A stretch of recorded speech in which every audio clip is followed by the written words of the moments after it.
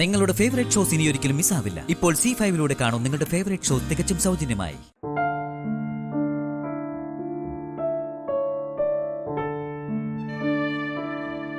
എന്റെ രക്ഷകയായി ഇപ്പൊ ഇവര്. അതിന് കോടതിയിൽ നിന്ന് ഇവര് തന്നെ വാങ്ങിയ ഡോക്യുമെന്റ് ഇത്.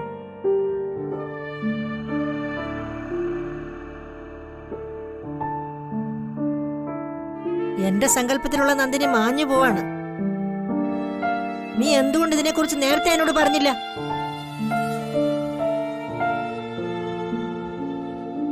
നീ ഇവക്ക് വേണ്ടി എന്റെ വാക്ക് തെറ്റിച്ചു. ആ മനപ്രയാസം മാറും മുമ്പേ എനിക്ക് അടുത്ത ഷോക്കും തന്നിരിക്കുന്നു.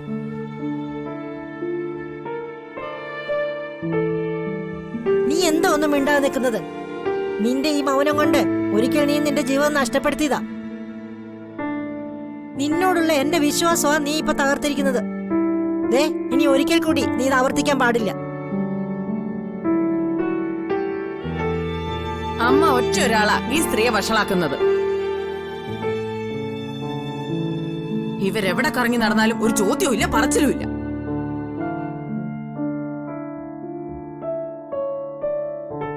അതുകൊണ്ടാ ഇവരൊരു ദത്തുപുത്രിയെ കൊണ്ട് യാതൊരു ഉളുപ്പും ഇല്ലാതെ ഇങ്ങോട്ട് കയറി വന്നത്.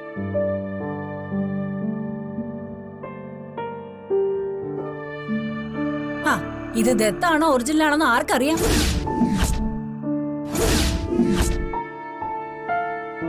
അതെ അതെ, നാളെ വേണമെങ്കിൽ ഇവളുടെ അച്ഛനെയും കൂടെ കൊണ്ടുവരും. അതോടെ ആകാശം മുട്ട ഉയർന്നു നിൽക്കുന്ന ചെമ്പകമംഗലത്തിന്റെ അന്തസ്സും ആഭിജാത്യവും ആട്ടാപടലം താഴെ വീഴും.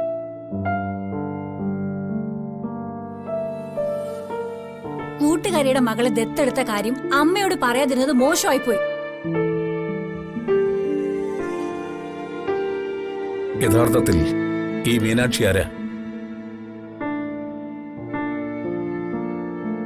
ഇതുവരെ നിനക്കില്ലാത്തൊരു കൂട്ടുകാരി പെട്ടെന്നെങ്ങനെ ഉണ്ടായി?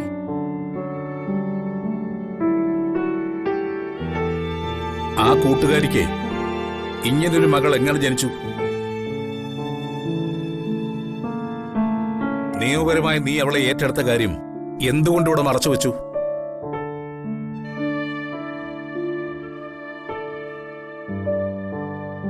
നീ ഉത്തരം തന്നേ പറ്റൂ. അന്നേരം എനിക്കത് പറയാൻ പറ്റിയില്ല.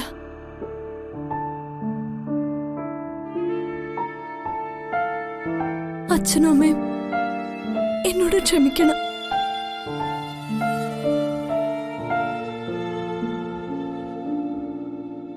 വെറുതെ അച്ഛ അമ്മന്ന് സോപ്പിട്ട് വിളിച്ചാ പോരാ. പറയുന്ന കാര്യത്തില് കുറച്ചെങ്കിലും ആത്മാർത്ഥത വേണം. ദയവ് ചെയ്ത് എന്റെ ആത്മാർത്ഥതയെ ചോദ്യം ചെയ്യരുത്.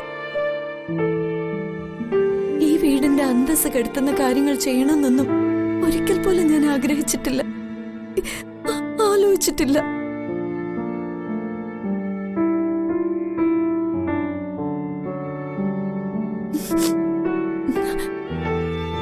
ഒരു പ്രത്യേക സാഹചര്യത്തില് എനിക്ക് മീനാക്ഷി ഏറ്റെടുക്കേണ്ടി വന്നത്.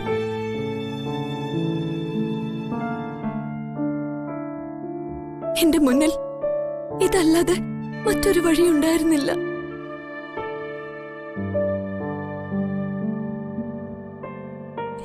എന്ത് ശിക്ഷ വേണമെങ്കിലും വിധിക്കാം, അത് സ്വീകരിക്കാൻ ഞാൻ തയ്യാറാ. ഇത്രയും മാത്രമേ ഉള്ളോ അതോ ഇനി എന്തെങ്കിലും രഹസ്യം ബാക്കിയുണ്ടോ? മതി പരിഹസിച്ചത്. തക്കം കിട്ടിയാൽ ഒന്നിനെ പുകച്ചു പുറത്തിയടിക്കാൻ എന്തും എടുക്ക. മോളെ നന്ദിനി, നീ ചെയ്തതൊരു നല്ല കാര്യം തന്നെ. പക്ഷേ ഇതുപോലുള്ളൊരു പെൺകുട്ടി ഉണ്ടാക്കുന്ന പ്രശ്നങ്ങൾ കാരണം നമ്മുടെ ബന്ധങ്ങൾക്കൊക്കെ അകൽച്ച ഉണ്ടാകാൻ സാധ്യതയുണ്ട്. സംഭവിക്കേണ്ടതൊക്കെ സംഭവിച്ചു. ഇനി അതിന്റെ പേരിൽ നന്ദിനി ആരും കുറ്റം പറയേണ്ടതില്ല.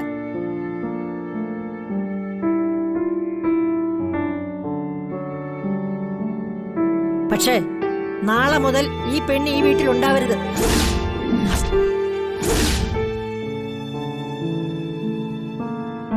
നിങ്ങൾ വിചാരിക്കുന്ന പോലെയൊന്നും അല്ല നിങ്ങളെ ഈ വീട്ടിലുള്ളവർ കരുതുന്നേ. നിങ്ങൾ ഇവിടുത്തെ മൂത്ത മരുമകളൊന്നും അല്ല, ഏറ്റവും സീനിയറായ ഒരു വേലക്കാരിയാണെന്നാ എല്ലാവരും പറയുന്നത്. ആരും എന്തും പറഞ്ഞോട്ടെ, കല്ലറിയുന്നവരൊക്കെ എറിഞ്ഞോട്ടെ. പക്ഷെ നീ അങ്ങനെ ആവരുത്. എന്താ ഞാൻ നിങ്ങളെ പൂവിട്ട് പൂജിക്കണോ? അന്നത്തെ ആ പൂജയുടെ ദിവസം തന്നെ എനിക്ക് മനസ്സിലായി നിങ്ങളോട് ഈ വീട്ടിലുള്ളവരുടെ സ്നേഹം. അല്ലെങ്കിലും വഴിതെറ്റി നടക്കുന്നവരോട് എല്ലാവർക്കും വെറുപ്പും പുച്ഛമൊക്കെ ആയിരിക്കും. മീനാക്ഷി, നിന്റെ തെറ്റിദ്ധാരണ കൊണ്ടാണ് നീ ഇങ്ങനെയൊക്കെ പറയുന്നതെന്ന് എനിക്കറിയാം. അതാ ഞാൻ സഹിക്കുന്നത്. മാത്രമല്ല, മറ്റുള്ളവരെ വേദനിപ്പിക്കുന്നത് എനിക്കൊരു ശീലമല്ല. നിനക്ക് എന്തും പറയാം, അത് ഭാവിയിൽ നീ തന്നെ തിരുത്തിക്കോളൂ. പക്ഷെ ഇപ്പൊ എനിക്കൊരു ടെൻഷനുണ്ട്. നിന്നെ ഇവിടുന്ന് പുറത്താക്കുമെന്നുള്ള ടെൻഷൻ. ഞാനല്ല പുറത്താവാൻ പോകുന്നേ, നിങ്ങളാ. 6 മാസം നിങ്ങൾ എന്നെ നോക്കിക്കോളാന്നല്ലേ കോടതിയിൽ വാക്കുകൊടുത്തിരിക്കുന്നേ. എന്തായാലും എവിടെയായാലും ഈ 6 മാസം നിങ്ങൾ എന്നെ നോക്കിയേ പറ്റൂ. ഈ 6 മാസവും നിങ്ങൾക്ക് ഞാനൊരു മനസ്സമാധാനവും തരില്ല, തീർച്ച.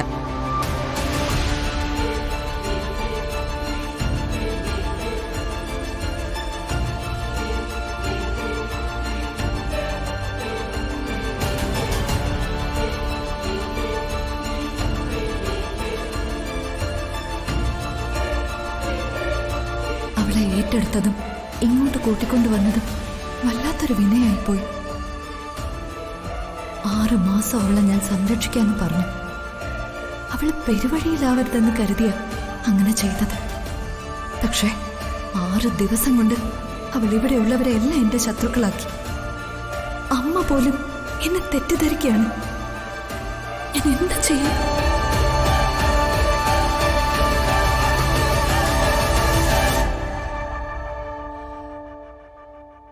ദൈവമേ, അമ്മ എന്തിനാ കരഞ്ഞത്? കാര്യം തുറന്നു പറ ദൈവമേ. ഇവിടെ എന്താ ഉണ്ടായത്? കാര്യം അറിയാതെ ആ മീനാക്ഷി എന്നെ ഉപദ്രവിക്കാം മോനെ. ഞാൻ അവളെ സംരക്ഷിച്ചോളാം എന്നതിന്റെ കോടതി ഉത്തരവ് അവളിവിടെ എല്ലാവരെയും കാണിച്ചു. എന്താ? അവളുടെ അച്ഛൻ ആരാ അമ്മ ആരാന്നൊക്കെ ഉള്ള ചോദ്യങ്ങളാ ഇവിടെ എല്ലാവരും ചോദിക്കുന്നത്. എന്ത് മറുപടി പറയും മോനെ? നാളെ മുതലേ അവളെവിടെ കാണരുതെന്ന് അച്ഛൻ പറഞ്ഞിരിക്കുന്നത്. അവളെ ഞാൻ എവിടെ കൊണ്ടുചെന്നാക്കും? അവൾ ആരാണെന്നുള്ള സത്യം എനിക്കിവിടെ തുറന്നു പറയാൻ പറ്റുമോ? ഈ വീട്ടിലെ കാര്യം അറിയുന്ന ഒരേ ഒരാള് നീ മാത്രമാ. ഞാൻ എന്താ മോനെ വേണ്ടത്? അമ്മ വിഷമിക്കാതെ നമുക്കൊരു വഴി കണ്ടെത്താം. നല്ല കാര്യം ആര് ചെയ്യുന്നോ അവരുടെയൊക്കെ അനുഭവം ഇത് തന്നെയാ.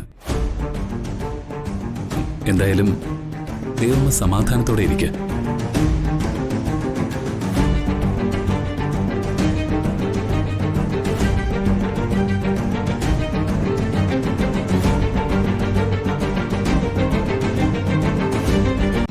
ഡൗൺലോഡ് ചെയ്യൂ C5 ആപ്പ്. കാണൂ എല്ലാ എപ്പിസോഡുകളും സൗജന്യമായി.